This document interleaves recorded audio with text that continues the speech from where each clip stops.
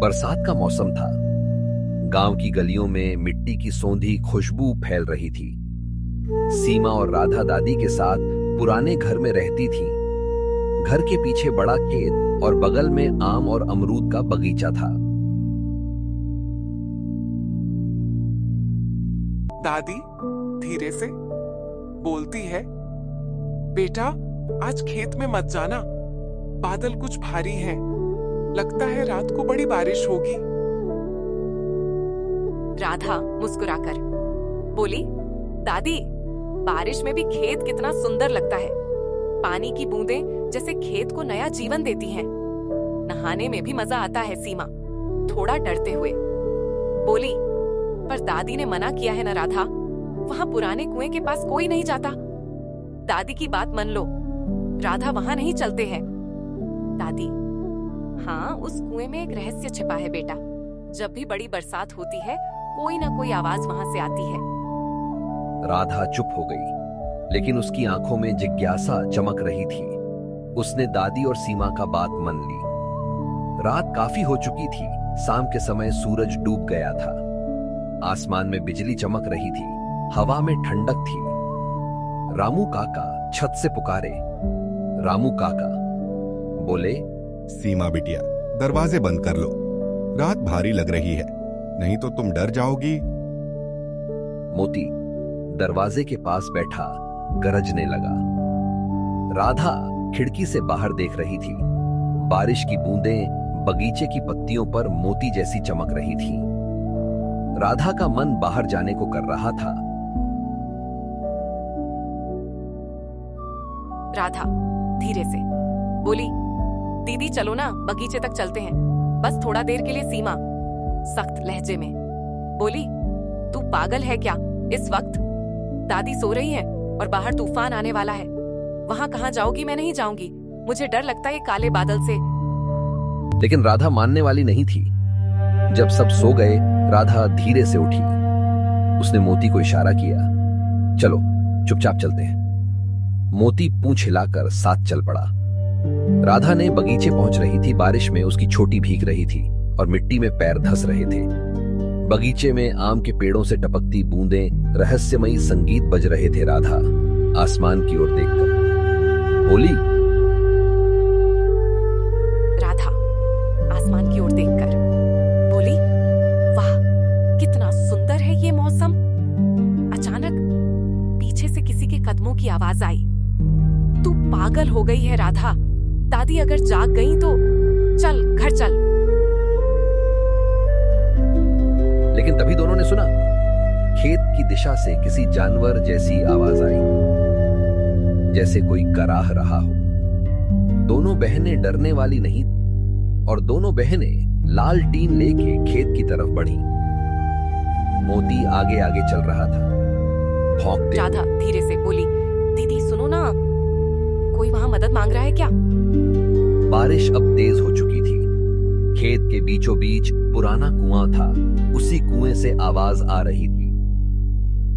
सीमा कांपते हुए बोली, राधा वही कुआं, दादी ने मना किया था, वहां ना जाना आप। दादी की बात नहीं मानी, वहीं पर आ गई। राधा बोली, शायद कोई गिर गया हो दीदी, चलो देखते हैं चल के।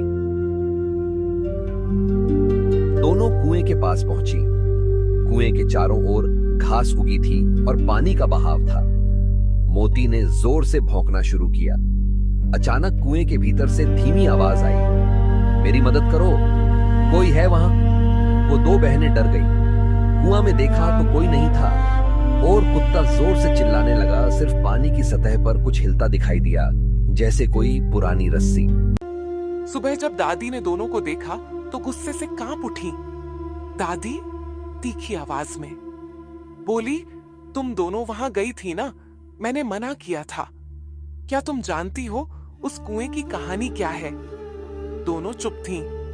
दादी बोली, वो कुआं ने उस किसान का है जिसने बरसों पहले अपने बैल को वहीं खो दिया था। कहते हैं बारिश की रातों में वो बैल की आत्मा मदद के लिए पुकारती है।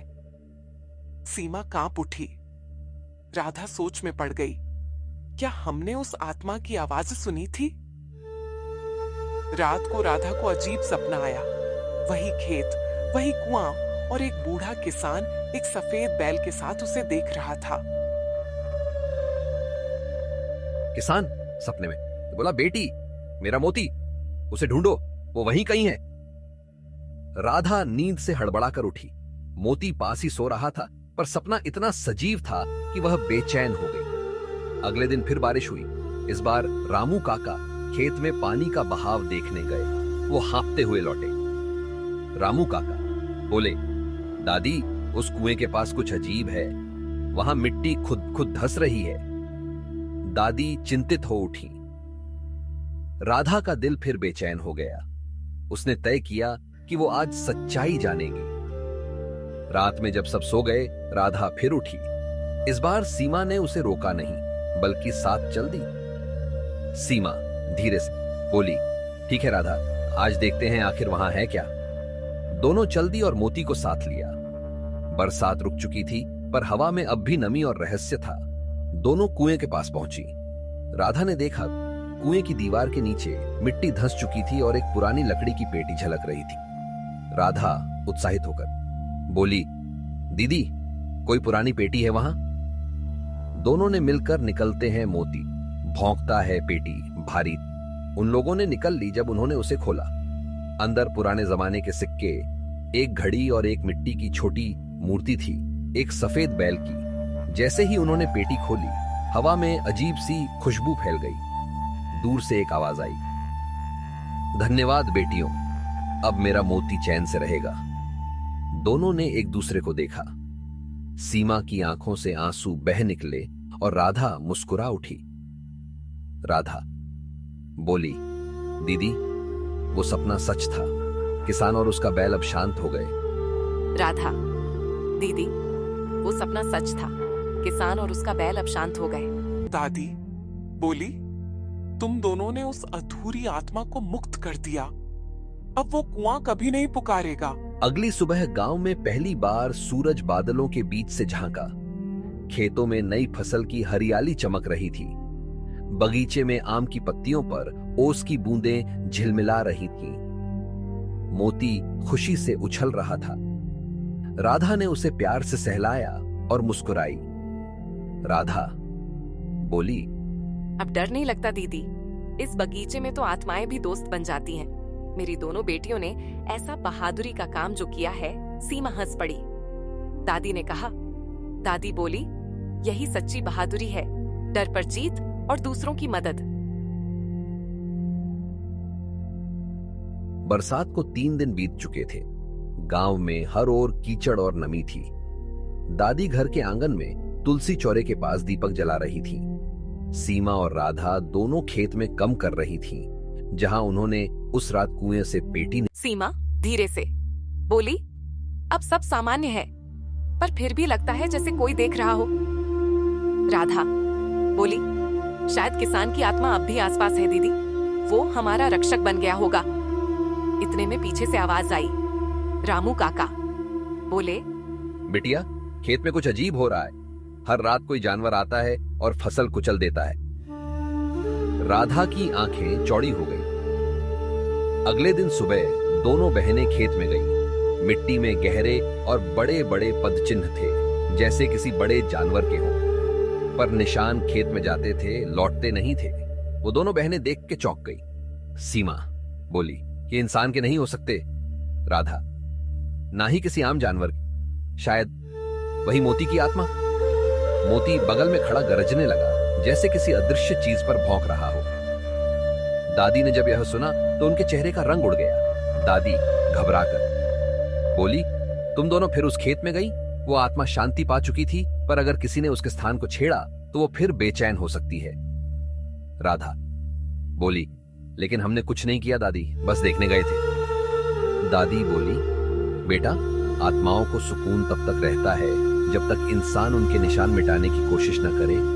कोई और बात जरूर है, वो आत्मा ऐसे संत नहीं रहेगी, वो कुछ तो करेगी। रात गहरी थी, हवा में ठंड और नमी थी। घर के बाहर कोई दरवाजे पर दस्तक दे रहा था। रात गहरी थी, हवा में ठंड और नमी थी। घर के बाहर कोई दरवाजे पर दस्तक दे रहा था। थक थक थक। सीमा ने दरवाजा खोला। वहां एक आदमी खड़ा था, भीगा हुआ, हाथ में लाठी। आदमी धीरे से बोला, मां जी, मैं दूर गांव से आया हूं। सुना है यहां एक कुएं के पास पुराना बैल गायब हुआ था। दादी चौंक गई। दादी बोली, तुम कौन हो बेटा? आदमी बोला, मैं उस किसान का पोता हूं। मेरे बाबा का नाम हरनाम था। उन्होंने मरने से पहले कहा था उनका मोती इसी गांव में खो गया था।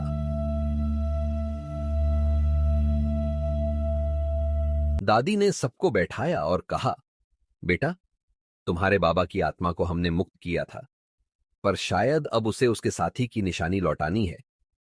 आदमी ने जेब से एक पुरानी रस्सी निकाली। ये मोती की रस्सी है, मेरे बाबा ने हमेशा इसे अपने पास रखा। राधा ने तुरंत कहा, हमें वो कुएं के पास ले चलिए। तीनों, सीमा, राधा, आदमी खेत की ओर निकले। दादी घर के द्वार पर दीपक लेकर खड़ी रही। आसमान फिर से गरजने लगा था। बरसात की बूंदें गिरने लगीं। खेत के पास पहुंचकर राधा ने वही जगह दिखाई जहां पेटी मिली थी। अचानक हवा में एक मीठी सी घंटी बजने की आवाज आई। टुन टुन टुन। मोती ने हल्की आवाज में भौंकना शुरू किया। आसमान से बिजली चमकी और एक पल के लिए सबने देखा, एक सफेद बैल और उसके साथ एक बूढ़ा किसान खेत की मेड़ पर खड़े हैं। वो मुस्कुराए, फिर धीरे धीरे गायब हो गए। राधा, आंखों में आंसू, आ गए दीदी, देखो, वो हमें आशीर्वाद दे गए। सीमा बोली, अब उनका दर्द खत्म हो गया है। दादी दूर से हाथ जोड़कर बोली, अब ये खेत हमेशा हरियाली देगा।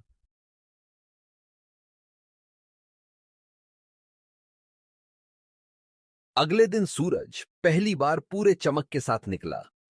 गांव के लोग बोले, इस साल तो फसल बहुत बढ़िया होगी।